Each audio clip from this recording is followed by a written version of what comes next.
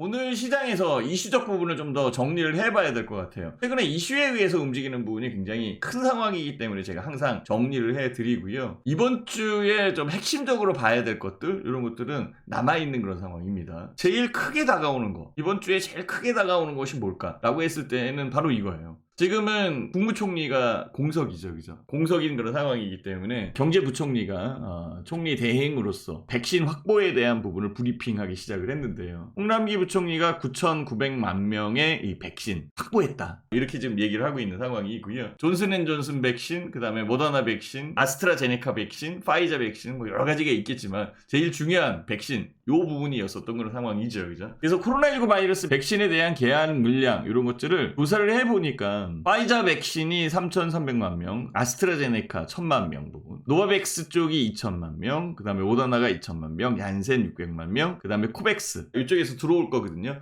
이게 1,000만 명 해갖고 8,900만 쪽 해서 이게 들어오는 것까지 딱 해서 백신에 대한 부분을 확보했다라는 이 부분이 굉장히 중요한 그런 상황이죠. 이게 좀 크게 작용한 것 같아요. 최근에 코로나19 바이러스가 확산되면서 어려운 부분이 굉장히 있잖아요. 저도 조금 전에 말씀을 드렸듯이 방역 관련돼 있는 부분을 좀 더 철저하게 지켜야 되지 않겠느냐, 그런 생각을 할 정도입니다. 또 최근에 백신 관련돼 있는 부분도 백신 관련돼 있는 부분이지만 백신에 접종하는 인구도 많이, 전 세계적인 인구도 많이 생성되고 있는 상황이지만 오히려 코로나19 바이러스가 확산되는 속도가 훨씬 더 강하다, 빠르다라고 이렇게 얘기를 해요. 초반보다도 더 강하게 퍼지는 백신 자체의 변종, 변이, 뭐 이런 것도 있는 상황일 테니까. 한국도 지금 코로나19 바이러스 백신에 대한 부분이 좀 줄어들긴 했지만 아직까지는 확산세에 있는 그런 상황이고, 백신 관련되어 있는 부분들이 좀 더 강하게 어필이 되고 있는 상황이지요. 미국도 마찬가지죠, 그죠? 지금 미국 같은 경우에도 백신 접종이 굉장히 빠르게 진행되고 있는 만큼 확산되는 속도가 굉장히 크게 진행되고 있는 상황일 테니까 지금 양날의 검이다라고 이렇게 말씀을 드릴 수 있고요. 일본 같은 경우에는 하루에 확진 환자가 5,000명 정도 늘어나고 있는 상황이기 때문에 굉장히 강합니다. 어쨌든 뭐 코로나19 바이러스 백신에 관련되어 있는 부분이 현재로서는 제일 크게 작용하는 이슈적이죠. 파이자 백신에 대한 부분의 추가 공급, 백신에 대한 공급의 여건들, 이런 것들이 부각되고 있는 그런 상황이고, 특히 이제 파이자 백신이잖아요. 그러다 보니까 콜드체인 관련되어 있는 종목들, 이런 쪽이 좀 많이 올라왔습니다.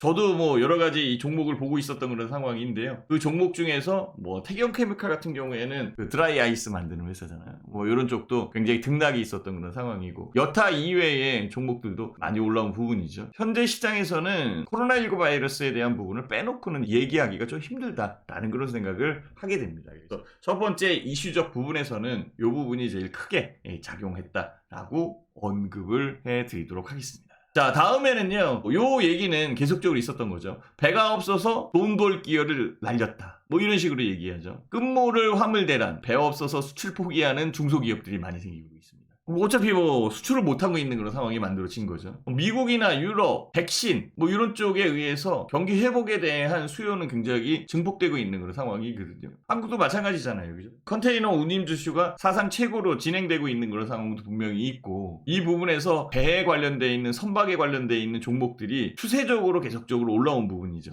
여기서 제일 유리하게 보이는 게 뭐 한국조선해양 뭐 이런 쪽도 지금 계속적으로 움직이는 거고, 현대미포조선, 대우조선, 펜오션, 특히 이제 뭐 현대미포조선 같은 경우에는 계속 움직임에 대한 속도가 굉장히 빠르게 진행됐었던 상황이고요. 오늘 또 장대 양봉을 만들어내면서 73,400원 더 올라가고 있죠. 건설주에서 견조하다, 중소형 선박을 만들어내는 회사, 최근에는 이제 고부가가치 선박에 관련돼 있는 발주, 이런 것들이 진행되고 있는데요. 발주됐다가 취소되는 경우도 많이 있습니다, 그죠? 우여곡절은 있지만 어쨌든 간에 조선업종이나 조선주가 최근에 상승하고 있는 부분은 유지되고 있는 그런 상황인 거고, 경기 활성화에 대한 속도에 대한 부분이 조율되고 있진 않잖아요. 만약에 이 경제 시스템에 대한 부분이 그대로 유지되는 그런 상황이면은 선박이 부족한다, 뭐 이런 얘기는 나오진 않을 거예요. 만약에 부족하다라고 한다면 뭐 우회적으로 들어오는 선박을 이용을 하거나, 진짜 부족할 때에는 발주를 통해서 선박을 확보할 수 있는 그런 부분으로 만들어 가니까 지금은 몰려있는 부분도 굉장히 많이 있는 것으로 파악이 되고 있고요. 예전에 몇 달 전만 해도 나갔던 선박이 들어오질 않아가지고 싣고 들어와야 되는데 나가기는 해도 들어올 때에 공배로 들어오기가 힘들잖아요. 기다려서 들어오는 그런 여건들 이런 것들이 만들어지면서 물동량을 실어내는 이 공백이 더 길게 생긴 그런 상황도 있다라고 이렇게 얘기를 하더라고요. 어쨌든 뭐 제일 중요한 것은 운임지수겠죠, 그죠? 어쨌든 운임지수가 올라온다라고 한다면 선박을 운용하는 회사들 같은 경우에는 돈이 계속적으로 들어오는 그런 상황이니까 HMM 같은 경우에는 진짜 적자 기업에서 환골 탈퇴해서 정말 크게 수익 나는 적자 기업으로 바뀐 그런 상황도 있는 상황이고 어쨌든 뭐 제일 이슈적으로 작용하는 건 여기고 그래서 그런지 선박 관련돼 있는 부품이나 아니면은 선박의 이 재료들 생산하는 기업들 이런 쪽도 좀 올라온 그런 상황이지만은요 전체적으로 철강 업종이 좀 더 세게 움직이는 것 같아요. 철강 같은 경우에는 중국의 과잉 생산, 과잉 공급에 의해서 만들어졌었던 부분도 줄어든 그런 상황이잖아요. 그러다 보니까 진짜 뭐 포스코 그룹 같은 경우에는 바닥적 부분에서 기어 올라오는데 훨씬 더 크게 수익을 낼 수 있는 부분을 만들어 줬었던 유리한 종목이 돼버린 거죠. 이전에는 건들지도 않았었던 종목이었었잖아요. 그쵸? 자, 어쨌든 뭐 배가 없어서 떼돈 벌 기회를 날렸다. 이런 부분들이 그 시장에 나오고 있는 그런 상황이니까 차분하게 시장적 부분을 좀 봐야 되지 않겠나라고 이렇게 생각을 해봅니다. 이 부분이 조금 더 중요해요. 사실 조금 전에도 지금 외국인 매매에 관련되어 있는 부분을 설명을 드리면서 국내 기관들의 움직임이 조금 더 이렇게 따라올 수 있는 여건이 만들어지면 좋겠다라고 생각을 했는데요. 역시 뭐 국내 기관에서 제일 크게 작용하는 것은 국민연금이잖아요. 국민연금이 국내 시장에서 차지하는 비중들 이런 쪽을 잘 조사를 해야 될 것 같아요. 어쨌든 국민연금은 지지난주 금요일날 결정을 내렸어요. 그죠? 전략적 자산 배분의 허용 범위 확대 2%포인트에서 3%포인트로 넓혀 있는 그런 상황이고 포인트에 대한 부분도 좀 더 확대된 그런 상황이죠. 그래서 올해 주식에 대한 비중치 현재 안에 대한 부분에서 확대할 수 있게끔 이렇게 만들어주는 그런 상황이기 때문에 금액으로 따진다면은 그 상태에서 한 10조 원 정도는 더 들어올 수 있다 라고 이렇게 얘기를 많이 했잖아요. 그죠? 여기에서 들어오는 종목이나 업종에서는 전략적 배분이라는 게 분명히 또 있으니까 종목별로는 또 달리 움직이는 그런 여건이 만들어지겠죠. 어떤 종목을 사는지 어떤 쪽으로 움직이는지가 굉장히 중요한 그런 상황으로 파악이 될 겁니다. 아직 뭐 기금이나 아니면 기관들의 움직임이 뚜렷하게 나온 그런 상황은 아니고 현재 상황에서는 외국인의 움직임이 좀 더 먼저 발현된 그런 상황이니까 외국인들과 개인들이 매매한 종목들을 잠깐 살펴보면은 개인들이 순매수한 종목들 같은 경우에는 카카오나 롯데케미칼, 삼성전자 뭐 삼성전자 빠질 수 없는 그런 상황이고 네이버, 삼성전자 우선주 최근에 움직이는 분들이 많이 있더라고요 보니까. 그래서 이렇게 매매를 했고요. 외국인들 같은 경우에는 역시 삼성전자 오늘도 삼성전자 샀습니다. SK하이닉스, SK텔레콤 구조조정되고 있는 기업이죠. 그죠? 회사를 분할하려고 지금 생각하고 있는 그런 상황이고 그 여건 뉴스, 지면, 인터넷 뉴스를 통해서 막 보도되고 있는 그런 상황이에요. LG화학, 포스코 역시 포스코를 빼놓을 수 없을 것 같아요. 전체적으로는 이런 식으로 개인과 외국인들이 매수를 했습니다. 그렇다면은 연기금은 어떤 식으로 매매를 했을까? 그 부분을 우리는 또 살펴봐야 되겠죠. 국민연금에 대한 자료를 제가 이렇게 준비를 했는데 국민연금의 전체적인 자산 대비 금융자산에 대한 구성 비중을 이렇게 보면은 잘 보시면 돼요. 2017년도에는 해외 주식이 여기였고 국내 주식이 주황색이에요. 2017년도에는 국내 주식이 많고 해외 주식이 적었어요. 2018년도에 교차점이 일어났죠. 그 다음에 2019년도부터는 해외 주식이 많아요. 국내 주식이 줄어든 그런 상황이고 지금은 어때요? 2021년도 국내 주식 비중은 굉장히 낮게 형성되어 있고요. 해외 주식 비중은 굉장히 높아요. 자, 요거를 잘 보고 제가 다음 장을 한번 넘겨드릴게요. 한번 비교를 해보세요. 금방 이제 찾아낼 수 있을 것 같아요. 2017년도에는 봐보세요. 국민연금의 이 벤치마크 대비 시간 가중 포함을 해서 초과 수익률에 대한 부분을 얘기를 하는데요. 국내 주식이 2.23, 해외 주식이 1.2%. 2017년도에 어떻다라고 얘기했어요. 잡아보세요. 해외 주식보다는 국내 주식이 많죠. 그러니까 국내 주식의 수익률이 훨씬 더 높잖아요. 여기에 이제 교차점이 이루어지는 게 2018년도 해외 주식이 많아지기 시작한 그런 상황이죠. 그러다 보니까 국내 주식에 대한 부분과 해외 주식에 대한 부분이 바뀌어 있어요. 그러다가 다시 2019년도에 해외 주식이 많죠. 국내 주식이 적었는데 국내 주식에 대한 수익 비중이 높았어요. 그리고 2020년도 진행되는 이 과정에서 해외 주식에 대한 부분이 많았지만 국내 주식에 관련되어 있는 수익률이 훨씬 더 높아요. 자, 2019년도에서 2020년 1월 달에 국내 주식의 수익률과 해외 주식에 대한 수익률을 비교를 해보면 국내 주식이 훨씬 더 높잖아요. 국내 주식이 훨씬 더 높은 그런 상황에서 해외의 비중은 굉장히 높고 국내 비중은 굉장히 작아요. 그렇다면은 생각을 해볼 필요가 있겠죠. 그죠? 수익률이 높은 그런 부분에서 국내 주식에 대한 비중을 높여야 되는 그런 입장이죠. 해외 주식을 줄인다 뭐 이런 것들은 뭐 나중 문제라고 치더라도 결국은 국내 주식에 대한 수익률, 국내 시장이 차지하고 있는 비율이나 비중이 좀 더 늘어나고 있는 그런 상황도 맞고요. 그리고 10대 교육국 안에 들어갔잖아요, 한국이. 11위, 12위 하다가 브라질이 이탈되면서 코로나19 바이러스에 의해서 경기에 대한 부분이 뒤떨어지면서 한국이 위로 올라오기 시작을 했고요. 일단은 뭐 당분간 해외의 유수 보고서들을 보면 10위 안에 있을 거다. 2, 3년 정도 10위 안에 든든하게 버티고 있을 거다. 더 올라갈 수도 있는 그런 상황이 있을 테니까. 그렇다면은 국민연금 자체에 대한 부분의 투자, 전체 비중에 대한 여건도 국내의 주식 비중이 좀 더 높아지는 게 당연하지 않겠느냐라는 그런 생각을 해봅니다. 자, 다음 이슈 볼게요. 다음 이슈. 다음 이슈는 이거예요. 최근에 계속적으로 불거지고 있거든요. 아직까지는 풀지 못한 숙제가 있는 그런 상황이고요. 계속적으로 꼬리에 꼬리를 물고 연결이 되고 있어요. 물론 이제 한 발 물러서는 것도 있고 서로 양보를 해야 되는 그런 부분도 있고 그런데요. 그래서 뭐 정부 관계자들의 입장에서 토로되는 것을 보면은 협의하거나 협상하기가 일본이 진짜 힘들대요.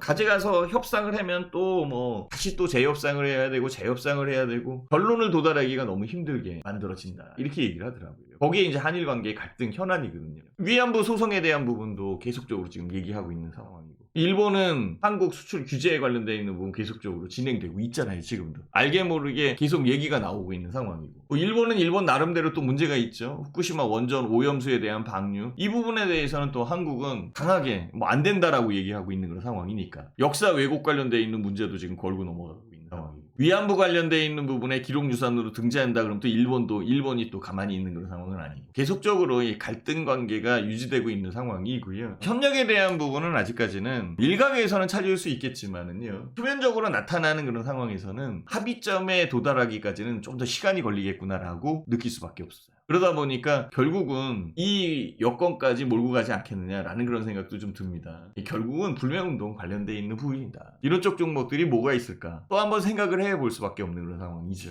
물론 다 뭐 이렇게 움직인다라고 생각할 수는 없어요. 그렇죠? 하나의 이슈적 부분을 보고 제시를 하고 제안을 하는 그런 상황이지 이런 쪽으로 뭐 몰아서 간다 이렇게 얘기할 수는 없어요. 다만 거기에 관련돼 있는 종목들이 움직여준다. 선택된 부분이 여기에 부합돼서 움직인다라고 한다면 조금 더 탄력을 받을 수는 있겠죠. 탄력받는 부분이 바로 투자에 대한 타이밍에 대한 부분을 찾는 게 중요하다라고 조금 서두에도 말씀드린 이유가 거기 있거든요. 그래서 투자 타이밍을 비교해서 매매를 해야 되는 그런 상황이 있고요. 조급함? 뭐 이런 것에 의해서 행동을 너무 급하게 한다면 손실밖에 더 나오겠어요. 그죠? 매매에 대한 부분에서 좀 더 유리하게 끌어가는 인내적 부분이 필요하지 않겠느냐라는 생각을 하고 거기에 관련되어 있는 종목들을 미리 준비를 해서 주가가 움직이는지를 선별을 해보는 게 유리하지 않겠나라고 판단을 해보는 겁니다. 자, 다음 이슈. 이것도 마찬가지고요. 이것도 하나의 부분이에요. 폭스바겐이 반도체 부족으로 2분기 생산 비상이 걸렸대요. 한국 같은 경우에는 한국 GM 부평 공장, 그 다음에 현대자동차의 아산 공장, 감산하고 공장이 돌지 못하는 그런 여건도 있는 그런 상황. 이거는 계속적으로 있었던 그런 상황이잖아요. 이제는 폭스바겐도 반도체 부족. 이 반도체 부족도 마찬가지예요. 자동차 생산에 대한 여건이 코로나19 바이러스에 의해서 줄어들 것이다 라고 생각해서 차량용 반도체에 대한 부분을 좀 줄였거든요. 각각의 회사들이 줄인 상황인데 오히려 자동차에 대한 수요? 이런 쪽이 폭발을 하면서 결국은 차량용 반도체가 부족해서 만들지 못하는 기이현상이 만들어진 거죠. 그래서 전체적인 경제가 제대로 돌아가기까지는 아직 시간은 더 필요한 그런 상황이 되고요. 코로나19 바이러스에 대한 면역체계 방역에 대한 부분들보다는 면역체계가 집단 면역으로 이루어져서 코로나19 바이러스가 이제 아주 중요한 관심권에서 벗어나는 그런 상황이 되면 그때 가서의 수요가 매칭이 되고요. 수요와 공급에 대한 부분이 매칭이 될 것 같아요. 당분간 이런 부분들이 현재는 지금 부족하다라고 얘기 나오는데요. 이 부족한 부분이 좀 지나면은 남는다 이렇게 나올 거예요. 이제 차량용 반도체를 생산하는 쪽에 회사들이 지금은 없어서 못 팔 정도니까 가격의 단가를 올려서 가격에 대한 부분으로 수익을 낼 수 있을지 몰라도 좀 지나면 공급 과잉으로 또 들어올 가능성이 있어요. 이게 농수산물 파동처럼 경제학 이론에서는 거미집 이론이다 이렇게 얘기를 하거든요. 주기적인 파동이 일어날 가능성이 있고요. 주기적인 파동에 의해서 만들어지는 현재 주식시장의 이 등락은 몇 년 더 갈 수도 있는 그런 상황이 만들어질 수 있지 않겠느냐. 가격 시스템에 대한 부분이 빨리 이제 정상화돼서 수요와 공급이 매칭이 된다면 이견은 없겠지만 아직은 좀 불협화음이 있는 그런 상황으로 보입니다. 그래서 이것도 문제예요. 차량용 반도체에 대한 부분의 시장 규모 이걸 따져보니까 뭐 계속적으로 늘고 있는 건 맞죠. 계속 생산을 하겠죠. 그죠? 그리고 차량 자체가 내연기관에서 전기자동차로 바뀌고 있는 그런 상황이기 때문에 전기차로 바뀌는 그런 여건에서 차량용 반도체는 훨씬 더 많이 필요하게 되거든요. 시장 규모에 대한 부분들이 2020년도에서는 400억에서 450억 달러, 2026년도에서는 근 700억 달러, 2040년도 1,500억에서 2,000억 달러로 늘어나는 그런 상황이니까 이 시장의 규모는 커질 거예요. 그래서 차량용 반도체에 투자를 하거나 차량용 반도체를 또 생산을 하겠다, 뭐 이런 쪽도 인텔에서도 그렇게 얘기를 하고 있는 그런 상황이니까 결국은 나중에는 또 이제 과잉 생산 뭐 이런 부분들이 나오지 않겠느냐. 아직까지는 먼 그런 상황의 일이기 때문에 그런 일이 있을 수도 있다라고 생각을 하시면 되는 그런 상황이고요. 현재로서는 부족하다. 인피니언이나 르네사스 이쪽에서 전력 구동이나 아니면 이쪽 관련되어 있는 반도체들, 이쪽은 뭐 현대차, 기아차, 폭스바겐 쪽으로 들어오는 거고요. 그 다음에 이제 삼성전자 생산 품목으로는 뭐 자율주행용 반도체 뭐 이렇게 들어오는데 테슬라나 아우디 뭐 이런 쪽에 지금 나가고 있는 상황들, 이런 것들이 도표로 나타나 있는 상황이니까 참고를 하시면서 보시면 될 것 같아요. 자, 1010 눌러주시고요. 오늘 방송은 여기까지. 편안한 밤 되시고요. 저는 이만 물러가겠습니다. 수고하셨습니다.